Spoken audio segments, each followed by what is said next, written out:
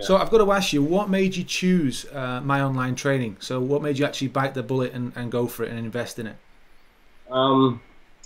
I think for me, it was just that the fact, I saw the free content and it appealed to me. I said, before, because I'm dyslexic.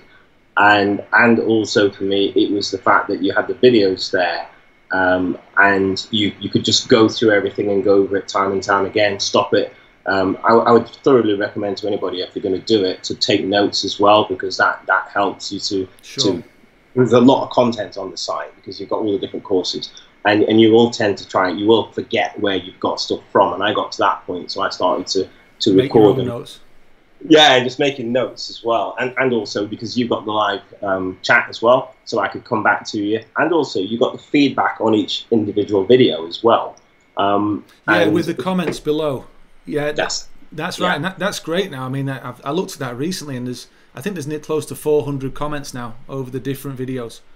Yeah, so good. it's great to have everybody giving their opinions, and it grows, doesn't it, every time? And then it gives me ideas actually to make new videos and do things a little bit differently, maybe.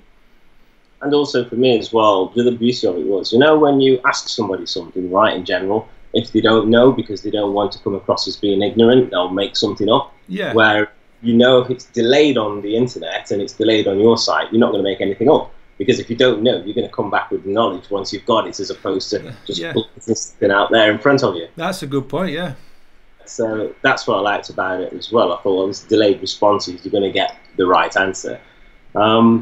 Yeah, so that's why I went for it. And also, when I looked on the other websites, if you Google it, like I Googled it a couple of weeks ago, there's 1 or 2 other companies, or 3 or 4 other companies, and they've got really static websites.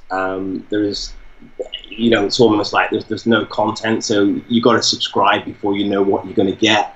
I didn't like that. I'm not knocking them, but from if you ask me the question, which you have done, I think for me it was more about, well, I can see what I'm going to get. There's enough content about you on the internet. The website was quite engaging and quite user friendly. And when I just saw all the content initially, I was looking at it in euros, and I thought, ooh, and then I went over to UK money, and I went through it, and I thought, actually, for all that knowledge and all that content, it is. I'm not going to tell you this, but I would have paid more for it. But don't multiply. Sure. So I understand, and honestly, my last series was £100 more expensive, so it was 40% more. And why did I drop it? Because I really wanted people to be able to afford it more so now. And but the truth is, if you were really to get that level of knowledge from package 1 off me, you'd have to spend probably 6 days of in-water training with me. Now, you wouldn't necessarily get all that knowledge the same way, but you'd certainly be paying upwards of £800 for that same. Okay, you'd have the in-water work, we'd get wet together, but it's the online stuff was, the idea was to really give everyone a chance to afford it. Some people say, oh, there's loads of content on the internet and it's free and you can go on YouTube and you can watch that rubbish, but they don't go into the sort of nitty-gritty that you go into, and it's all joined as well. So you'll have a series of videos where you're saying, right, this is this bit, this builds up to this builds up to this, and this is the end result. And then when you get in the water, it's going to be fantastic because you've prepared every single aspect of what you're doing, all the way to your mask, all the way down to your fins. So when you get and that's what I like about it. I was dyslexic, and they said, no, you need to learn a certain way. So I wear certain glasses, like these ones here. You can see they're tinted. Oh yeah. So they stop all the words on the pages moving, because that's what was affecting me. Is that right? I didn't know they did that. Okay, that's pretty cool.